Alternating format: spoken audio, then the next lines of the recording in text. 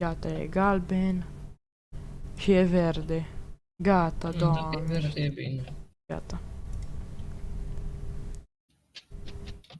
Se apară și pe desert. Hai să ca și să stau. Ui. Am o să Alex ceva. Păi ceva, ui, bun, hai. Ce e ceva? Se vede? Dă Da. link-ul la film. Păi l-ai pe canalul A, meu. gata. Hai. Mă aud? Bine? Tu te auzi bine? Da, te auzi perfect. Ok, perfect, atunci. Și delay e foarte mimat dacă se vede live. Hai. Acum n-ai ce să faci. Gata. Ce? Mai ce să faci?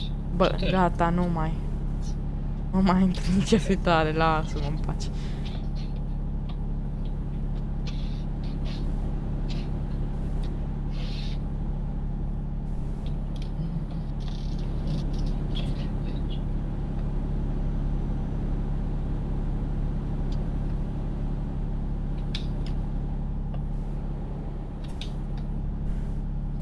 Cu cât merg la oră, în fine. Cu 100? Iui. Cu 83. Bă, cu 100 de dat cursa, mai am 666 de kilometri. Tare, tare, tare, vai ce prostie am făcut.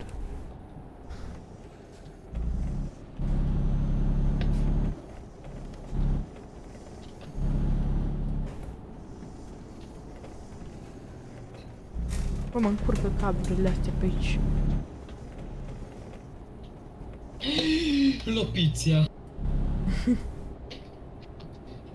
Toți morții tăi. O dau lopița din spate. Și eu ce să o las să schimbe să pună pe banda mea.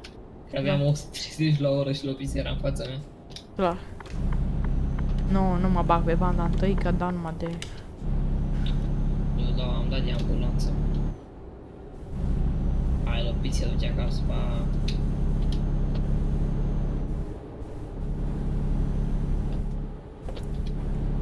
Da, domnul lopițist. Să-mi apucați. Întreg ambulanța pe rășetă. Bă, să ăștia sper că merg ca lumea și că nu trebuie să pun eu frână. Era Ce? să mă duc.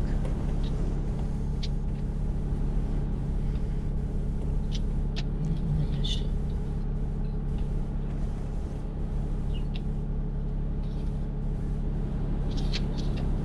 Este ora 52. E ora prânzului.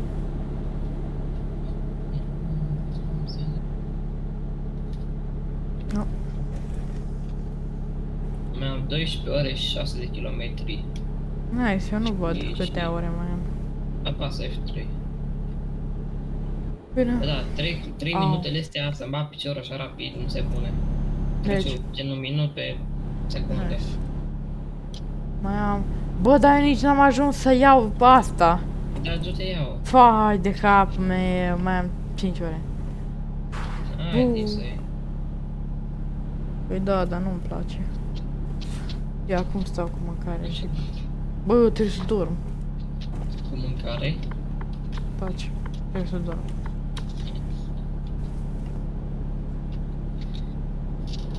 Lumea de mea de casă.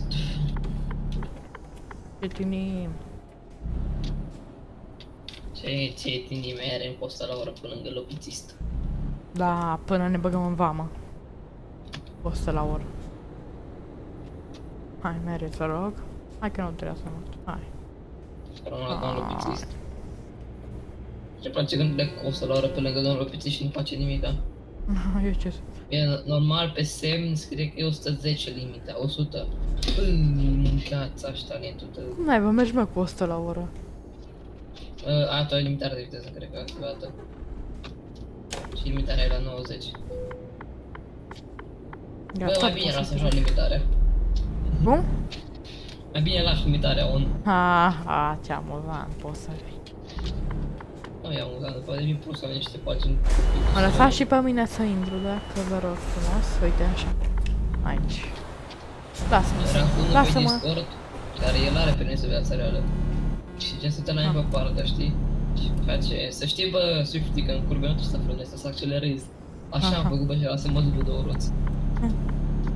Lasă-mă să intru, mersi. Mă mai duc pe bandă, dar hai, mergi. Așa. Perfect. No, dai. Bă, trebuia să dorm. În fine, acum... Ce să faci? Da, sigur. Eu m-am făcut românească pe turn de 2 benzi. Mă duc 104, nu știu să depășesc o tupiță care merge cu 90.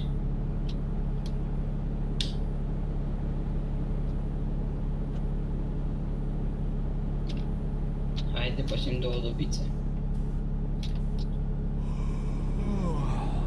Ia.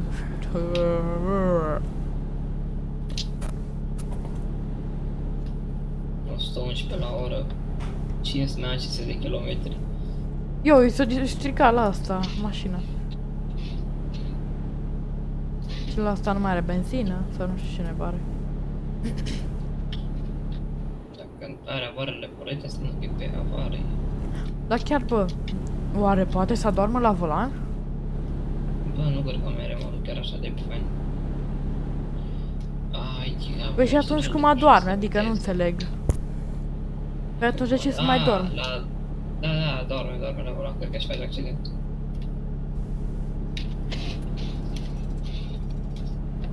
Și așa și închide ochii, nu? Ca să știu, așa, o avertizare, nu? Da, mă, cred că, nu știu.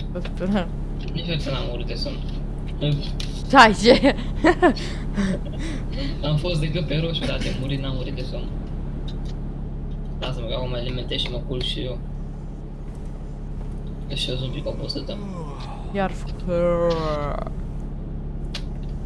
Înseamnă că e somn, te culcă-te. Păi n-am unde. Găsești și tu undeva. Te descurci, ești șofer. De autocar. O persoană vizionează live-ul, adică eu. Da, și Trist. Nu cred că mai să live. Să vezi ce trist bă de insect când toate locurile de parcare sunt ocupate. Și tu ești pe roșu. Se poate așa ceva? Da. Bă, speeding. Mi-a dat speeding. Ba că conduci cu viteză mare. Păi capul lor. Au fost achitate rate de credit în valoare totală de 2888. Bă, pe roșu. Să trag pe banda de urgență sau să mai conduc? Că nu poți să te odihnești acolo. Păi și atunci cum naiba mă odihnesc? Pentru nu sunt de parcare. Unde? Nu sunt de parcare, apasă și tu M și vezi pe hartă unde ai o pompă de obicei. Hai te rog. Nu. Aoleu. Aoleu, cât mai... Trebuie să iei pe acolo pe drumul ăla dacă nu. O să iei pe Care? drumul ăla pe sus. Gen după...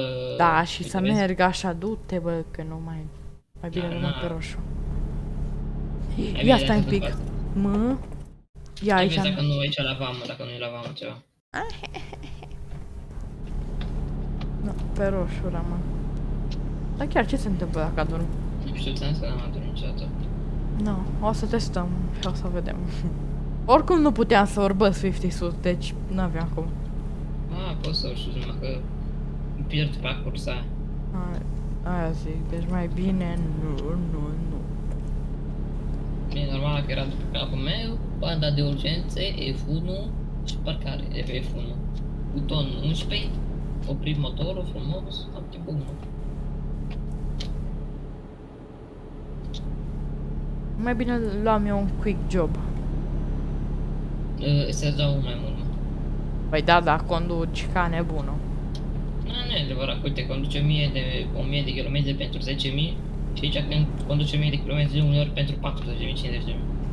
Depinde ce marfă primești în rupen.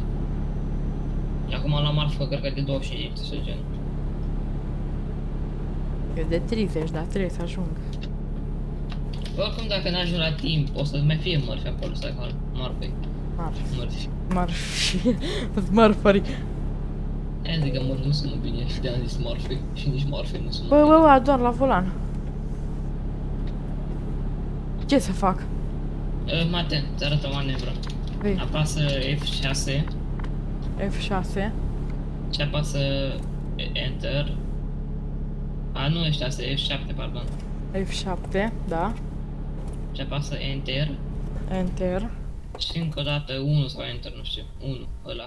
Și că ai Ce? nevoie să mergi la service. Și te teleportează la service, îți ia niște bani și te redepoți din acolo. Haide, vezi 1000. Și poate te teleportează la service mai în față și e mai ok. Hai să sperăm, dar să sperăm că nu mai în spate.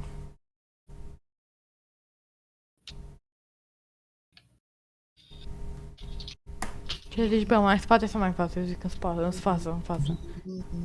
Eu zic în ratelar, hai ca să vorbi română. Exact, pe românul. Îmi place că tu ai barata pe YouTube și mult timp pe YouTube, cum tu pe YouTube. Dar nu mă pot, bă. Apasă-mă. Dai, te rog să fiu online. 2 ore 45, hai că-s mai aproape. Că sunt în Dijon. Da, vezi, n-ai, uite, să dai zoom in și vezi dacă n-ai de culcare aproape. Trebuie să fie, uite, te dai zoom in. Uite, că ai de la de origine fix aici lângă. Hai, zic. Aici? Sincer.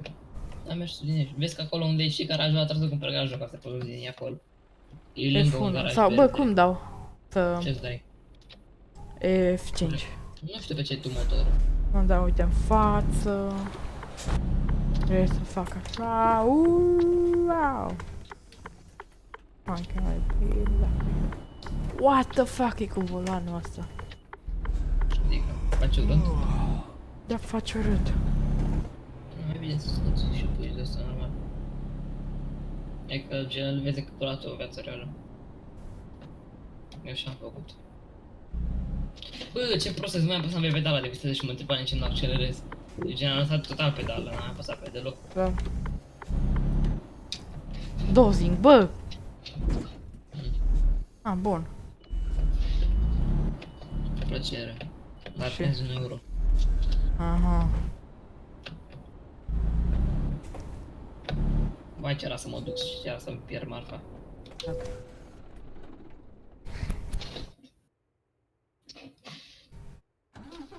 Bă, și unde mi red light-ul? Cum activezi red light-ul?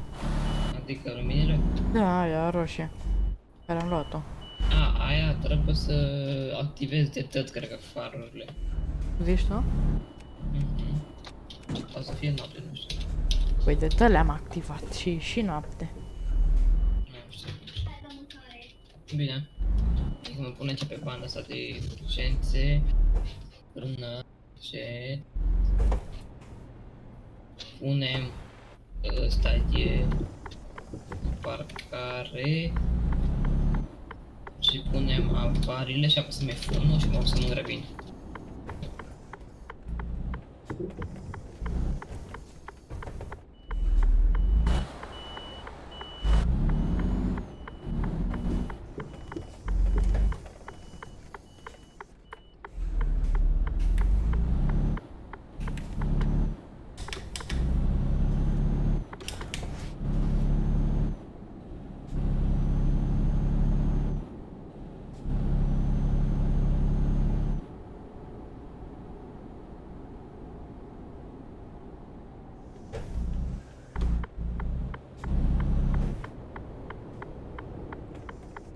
Au. De ce nu fac?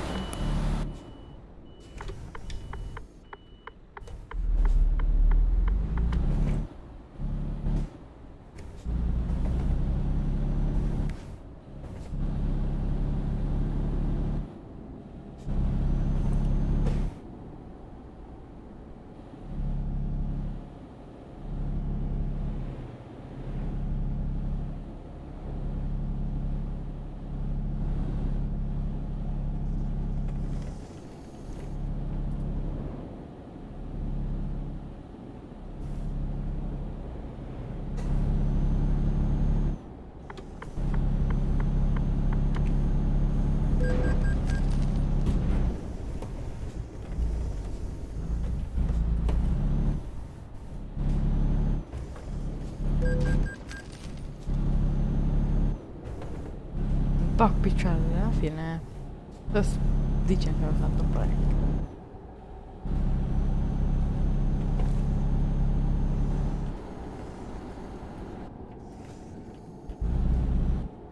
Salut. Vorbești. Pentru că s-a dus să mănânce.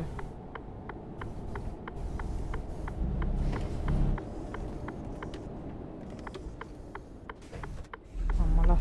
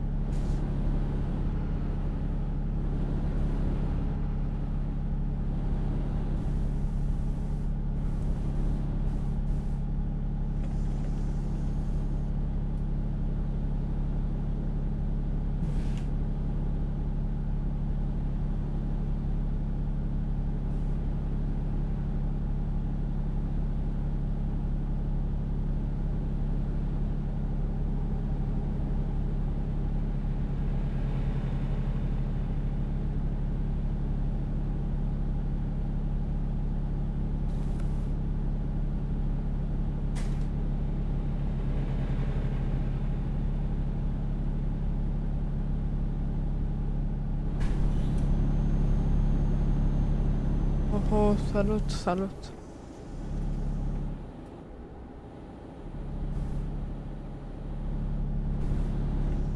Dacă stau un pic să mă gândesc.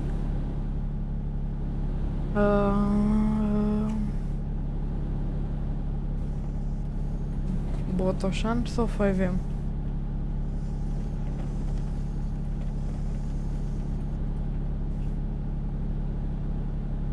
Ah, 5M, nu?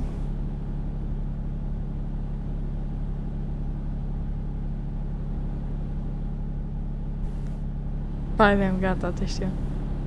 Da, da, da. Ce mai faci?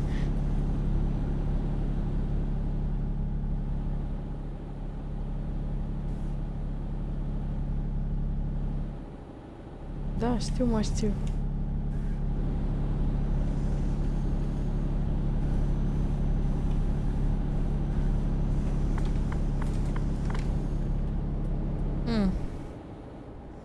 Nu prea, nu așa de troll fac troll pe servere.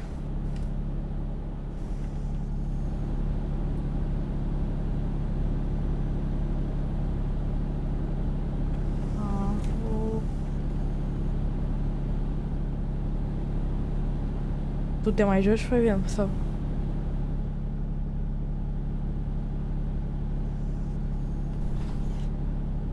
Nice. Pe ce server?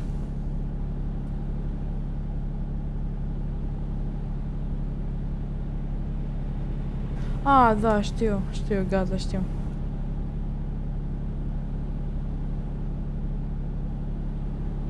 Am jucat și eu pe el, da? Am fost medicul. Am fost, cum se cheamă, într-un fel co-liderul la medic. Dar știu că scade mult de tot, da. Acum ce să faci?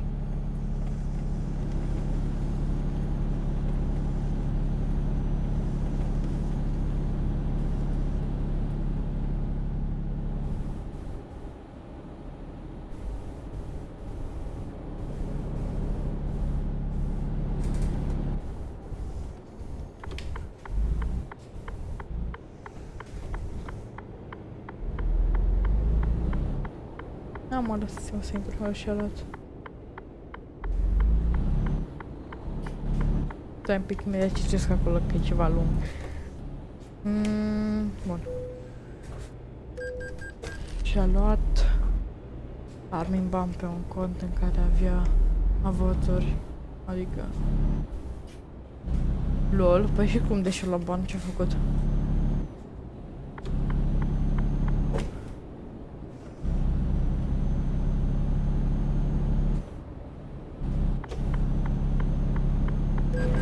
Bă, nu l-am văzut pe ăla, mă, nici de-al naipe. Ah, clar.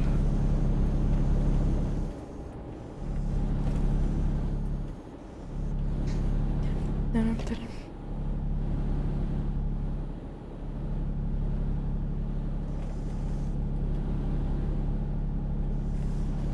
Serios? Ce tare. Păi și cum de nu face promovare?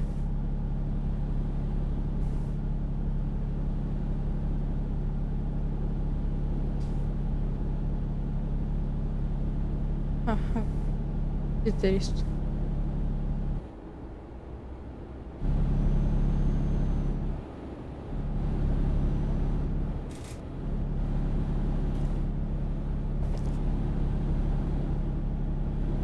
Salut, mersi, salut.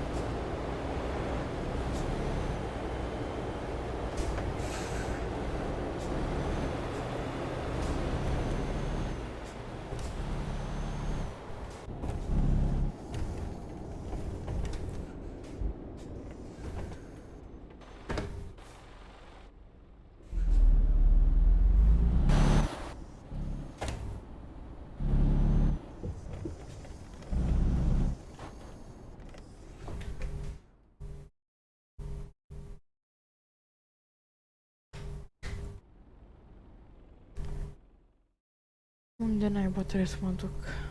Aolo.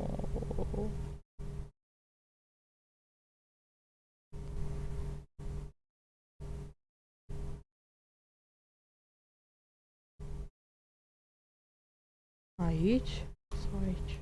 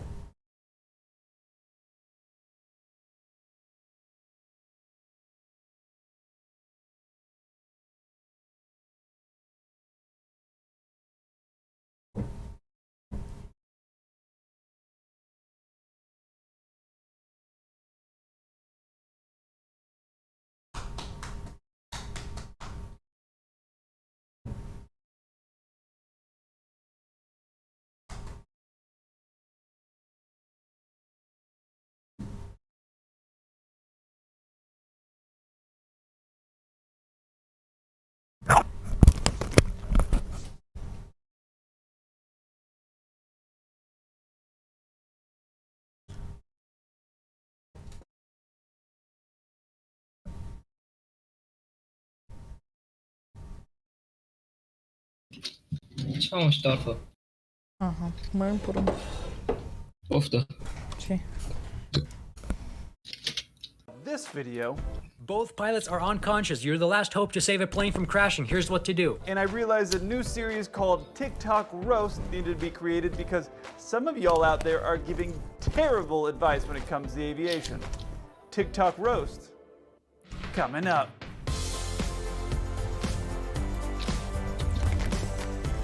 Hey 7-4 crew, welcome back. If you don't know me, my name's Kelsey. I'm a 747 pilot. My channel, 74 Gear, is all about aviation. Recently, I've been getting a lot of DMs on my Instagram from people sending me TikToks asking me if this is good advice or not from different TikTokers. It seems these TikTokers who have little to no common sense or knowledge about aviation are giving you tips.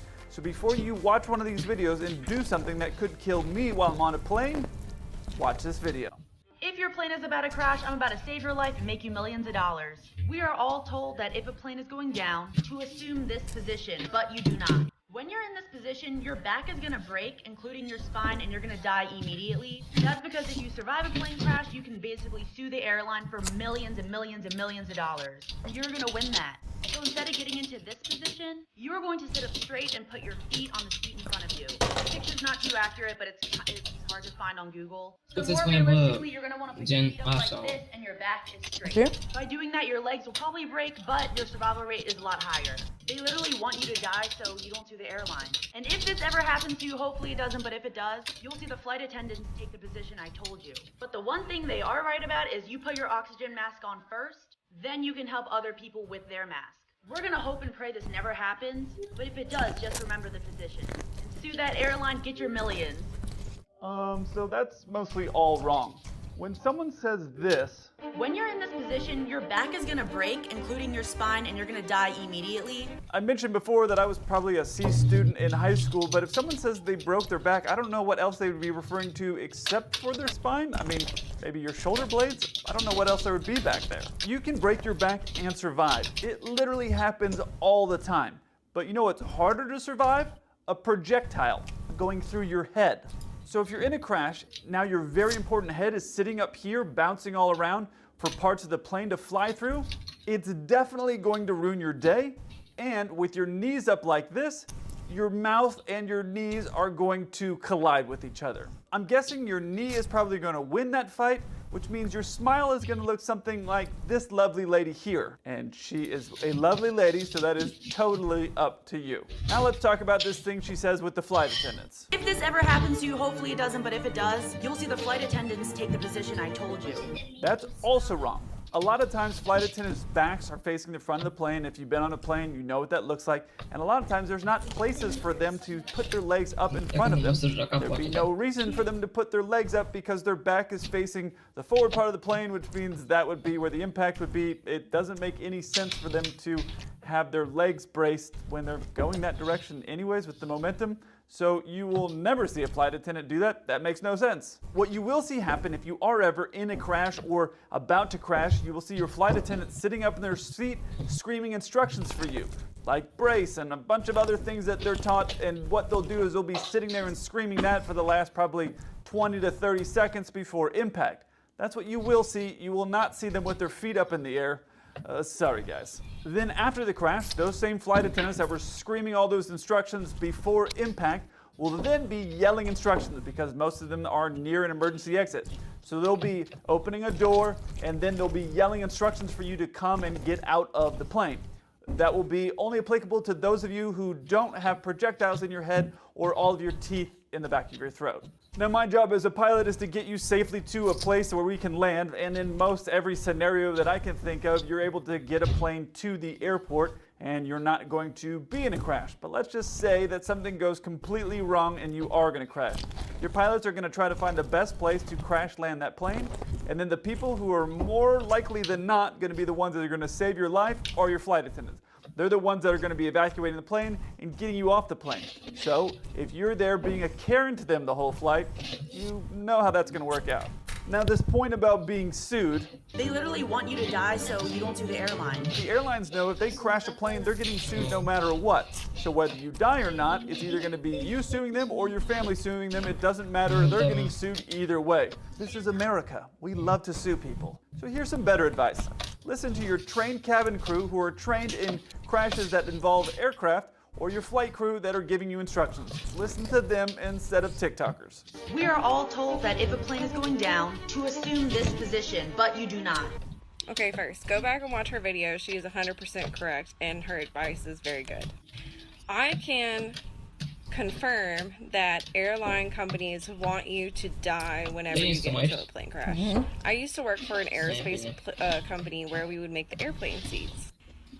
And I can tell you right now that every single seat on the airplane, including first class and business class, are made up of metal frames, tiny screws, double-sided tape, and Velcro, and zip ties. There is no actual, sustainability to those seats. The inspections that we would have to go through after seats were complete were for cosmetic looks only and functionality, not for survival rates. Those seats wouldn't even withstand a car crash. A minor one. So when you get onto an airplane, be aware that the seat that you're sitting on is not meant for you to live through if you crash. When I saw her say this, Okay, first, go back and watch her video. She is 100% correct, and her advice is very good. I was like, oh, this will be interesting to hear what kind of magical advice this woman has for us. Let's first talk about this point right here. Those seats wouldn't even withstand a car crash. Great news, most pilots don't get into car accidents while we're flying a plane. Been flying for many years, have had 0 close calls even with cars while flying a plane. So that's great. And then on the ground, the 900,000 pound aircraft that I'm moving around on the ground there, if that were to hit your car, it would pretty much have 0 impact on me and well, it'd suck for you. Here is the plane that I fly kicking a tug along, and that